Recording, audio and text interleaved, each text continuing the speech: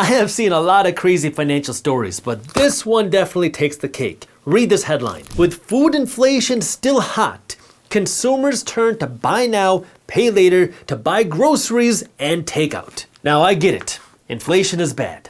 But at some point, you are gonna have to stop blaming the government, the White House, Wall Street, and everybody else, and start blaming your bad financial habits. Because what this article talks about is that more and more Americans are turning to financing solutions like buy now, pay later to buy their groceries and their Uber Eats. And you might be thinking, but Jaspreet, maybe it's just low income people. Well, no, it's not. Take a look. The article says that there are people making $100,000 a year annually using this popular, quote, pay in 4 installment loans to purchase their groceries every month.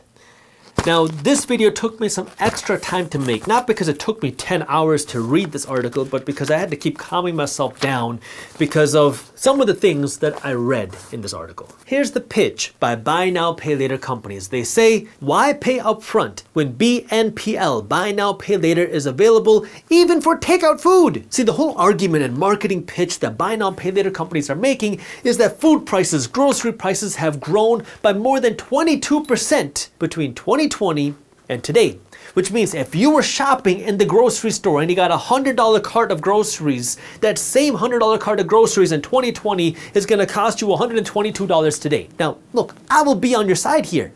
I think it's actually a whole lot higher than that because a $100 cart of groceries for me in 2020 is costing me a whole lot more than $122 today.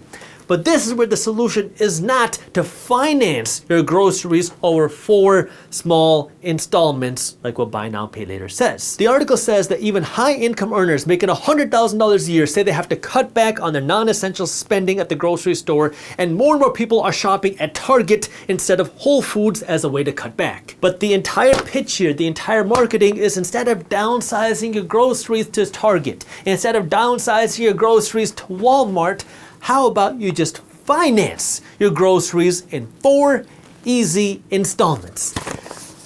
But it gets even worse. You shouldn't just finance your groceries, you should also finance your Chinese takeout. They showed this tweet from a guy named Justin who bought $45 worth of stuff from Uber Eats. He bought this stuff in January. He paid it off in March. He paid off his Uber Eats a month and a half later. And then they gave another story. They gave a story about this woman who bought an $11.01 purchase from this taco store, and then instead of paying the $11.01 in full, she financed this $11.01 order from this taco store, and she bought it in March and she will pay it off in April. And then this article wraps it up by saying that buy now, pay later is a double-edged sword, and they gave a quote from Erica Kullberg, who goes out and says that using buy now, pay later might seem harmless at the moment, but you have to be certain not let it get away from you. This is where you and I have to have a heart-to-heart about this broke now, broke later, or buy now, pay later, as some people like to call it, because we really have to get kind of on the same page of what the heck is going on here. But before I talk about that, I do want to let you know that on April 2nd, 2024 at 8 p.m. Eastern Time, I'm hosting a real estate investing workshop where I'm going to be going over my real estate investing strategies of how I look for a good real estate investing location, how do I find an area that's growing, how do I look for a good property, how do I underwrite the deal, how do I make sure that this property is going to cash flow, and how do you maximize your profits as a real estate investor. So if you've been thinking about investing your money in real estate, or you're wondering how you can make your next deal even better, I'll also be going over the housing market in today's economy. This is a completely free workshop and it's completely live. So if you'd like to join me on this free and live workshop, all you have to do is register. I got the link for you down in the description below. Just make sure you do it soon because there's a limited number of people that can actually join me live, and I'd love to have you there. So let's talk now about buy now, pay later, or as I like to call it, broke now, broke later. The thing that I want you to understand here is buy now, pay later is extremely profitable. Now you might be wondering, but Jaspreet, don't you get 0% APR with buy now, pay later? And the thing that I want you to understand here is if buy now, pay later companies were charities, they wouldn't be making these massive profits selling you this quote unquote free money. And I'll give you kind of a personal story here because I invest in startups. This is something I enjoy doing. I haven't really made a lot of money investing in startups, but I like working with startups because I'm an entrepreneur and I like working with entrepreneurs and I like investing in entrepreneurs. And one of the most booming fintech industries out there is buy now, pay later. And I have not invested in any of these companies, even though I've had a lot of opportunities to invest in buy now, pay later companies, just because I don't agree with the way that this product works. See, the whole idea here is you can finance your sofa with buy now, pay later. You can finance your groceries with buy now, pay later. Or you can even finance, apparently, your Uber Eats with buy now, pay later. But the whole pitch here is you don't have to pay any interest. You get 0% APR if you pay off your buy now, pay later stuff within the allotted time. But the reason why buy now, pay later is so profitable is because companies have figured out that if you go out and you buy something that's $50 today and you have to spend all $50 today, you are less likely to go out and buy something else in addition to this $50 order, because now you have to have both amounts of money. You have to pay for the $50 groceries here and the $25 groceries here. But if instead of paying $75 today, you could just pay $10 for this grocery order number 1 and $5 for this grocery order number 2, you will be more likely to go out and buy more stuff. This has been proven. This is why so many companies are so heavily pushing buy now, pay later. And this is why the whole buy now, pay later industry has been booming, because they know if they can get you to buy now, pay later, you will go out and buy more stuff. And number 2, if you're like one of the millions of people that don't pay off your stuff in time, well, now you get slapped with a very hefty APR interest rate where, well, what happened to the 0% APR interest rate? Well, that's only for the introductory period. That's only for that certain period. If we don't pay it off in time, well, now you got to pay the heavy fees, the heavy fines, and the heavy interest rates, which are padding the pockets for the buy now, pay later companies. So, buy now, pay later is extremely profitable. And you might be saying, but Jaspreet, I am a smart financial person. I know that instead of me paying $50 for my Uber Eats today, I could finance my Uber Eats over 2 months. And now, instead of me spending all $50 on my Uber Eats today, I could take $10, pay that today, take the other $40, throw it into the S&P 500, and hopefully grow my money. That way I make a profit on that $40 that I did not spend today. Now, listen to me. You should not be financing your food. You should not be financing your groceries. You should not be financing your sofas. And you should not be financing the stuff that's not making you any money. Okay? If you really want to build wealth, you should be investing your money. I 100% agree with you. But guess what? The S&P 500 can go down tomorrow. The stock market can crash tomorrow. Is it guaranteed to go up? No, absolutely not. There's really no guarantees anywhere in the financial world. But there is a guarantee that if you finance something, you have to pay it back. That's guaranteed. So now, you take the $50 and instead of paying it today, you finance it. You take $40, put it into the S&P 500. If the money doubles, hey, you made some money and now you have some profits to pay it back. But if the market crashes, well, now you have no money there and you also still have to pay for this debt. So if you want to be a financially smart person here, the financially smart thing to do isn't trying to play this game, but rather pay off your stuff in whole. And if you're saying, but Jaspreet, well, what if it's something more expensive? What if it's a $3,000 sofa? What if it's a $5,000 sofa? Well, if you don't have the money for it, don't buy it. Go out and buy a used $500 sofa. Then you don't have to worry about this whole buy now, pay later. Now, instead of you trying to finance $5,000, you only spend $500. And now the additional $4,500 plus interest that you would have had to spend stays in your pocket, and now you can use that money in the future to continue investing. Investing is the way you become wealthy. Okay, there's no ifs, ands, or buts around that. But there's no guarantees what the market is going to do tomorrow. There's no guarantees what the market is going to do over the next 12 months. We have seen for the last century that the market goes up over the long term.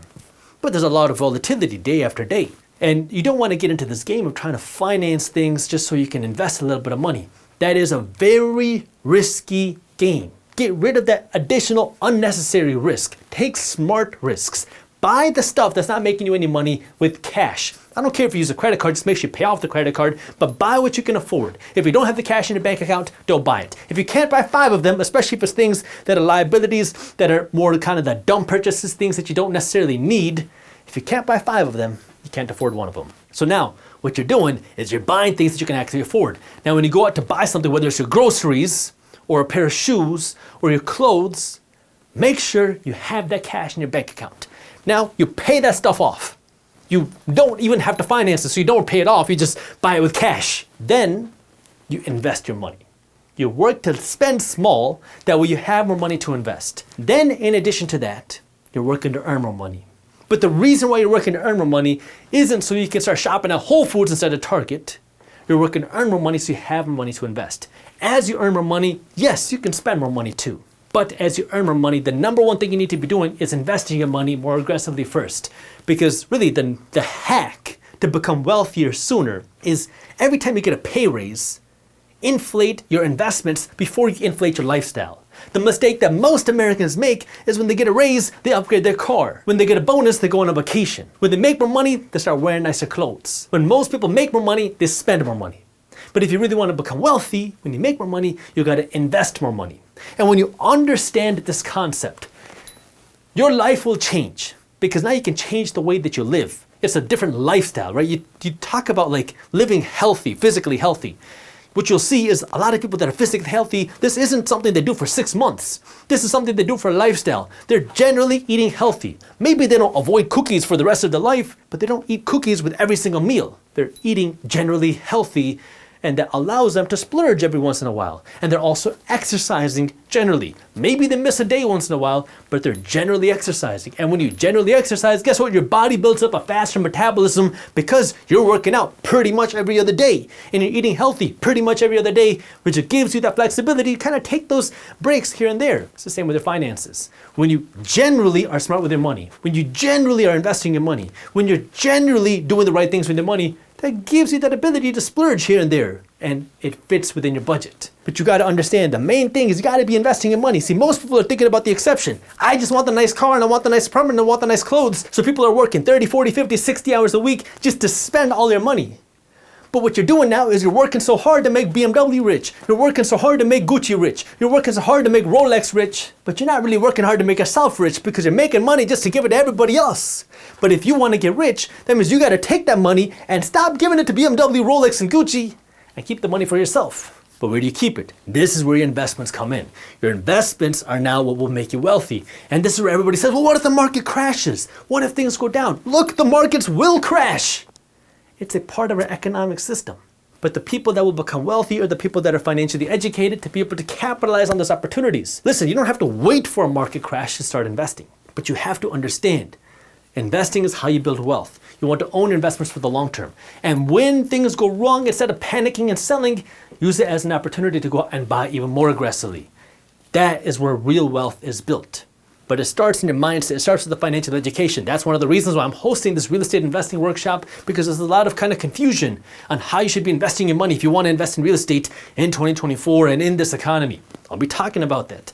But the whole idea here is if you want to become wealthy, you cannot get into this game of just financing things. It's becoming cool. It's becoming funny. It's becoming trendy to buy now, pay later, everything, even your groceries. And guess what? Buy now, pay later companies hire some of the best and smartest marketers in the world to get you to spend money. They even kind of funnily talked about McDonald's. Read this quote. The article says that there are some food chains like McDonald's who are not using buy now, pay later. So McDonald's has to be more innovative to get people to come into the restaurants. See, every business, every person, everything has some sort of agenda. Buy now, pay later companies want to get companies like McDonald's hooked onto buy now, pay later. McDonald's wants to get people to buy their stuff. Right now, what they're saying, according to this article, is that they are not in alignment with buy now, pay later. Will they be in the future? I don't know. But what McDonald's is saying is that they have to be a little bit more innovative to get people to come back with their specials. People, businesses, things, banks, everybody's in the business of trying to get you to spend your money with them. That's why they hire these smart marketers who are invested in getting you to open up your wallets and give them money. But you have to be the financially smart person now to say, this is worth my money, this is not worth my money. And you gotta have that filter in your own life, because guess what? Everybody's trying to feed their family. You are too. And you wanna be able to feed your family the nice stuff so you don't have to live off of McDonald's and the Walmart. That way you can afford the Whole Foods. But before you go out and start financing the Whole Foods, make sure you can afford the Whole Foods. And that requires you now to understand the way the economic system works, but also understand how you need to be using your money, because, well, sometimes you cannot spend money. This is hard because we live in a system or a time where nobody wants to hear the word no. Nobody wants to hear the word that I can't have this thing. But guess what? If you got to finance it, you can't have it. And right now, you got to kind of get back on your finances and understand, well, if I can't finance my Whole Foods, maybe I go to Target and I buy it with cash. And really, I know, I'm just kind of rambling here. This is my rant video because when I saw this article, it really kind of pulled on my heartstrings. So, if you are debating financing your groceries, understand that that is not the financially smart thing to do. Financially smart thing to do is to buy your groceries that you can afford with cash, work to earn more money, work to spend less money at other places. I want you to be able to feed your family, but buy now, pay later is not the solution because that is going to keep so many Americans broke. It's going to keep so many Americans from ever being able to build wealth. And if you want to become wealthy, which is what I want you to do, I don't make these videos to get you to like me. I make these videos to help you be better with your money. If you want to become wealthy, that starts with controlling your spending. That starts with not spending money you don't have, and that means not financing things, even if it's 0% APR. That way you have our money in your bank account, that way you have our money to be able to invest in yourself, which will actually allow you to build wealth. All right, with that, I'll see you tomorrow. You can buy that with the money you're saving. No, I just don't want to do that. I'll pass. Thank you. Look, I know you can afford it, but I really think this is a better option for you. I'm just trying to save you some extra money. I finally then bought the sofa without the financing. Now, either this lady believed to her core that financing your sofa is the smart thing to do financially, or she was just trying to get a bigger commission check.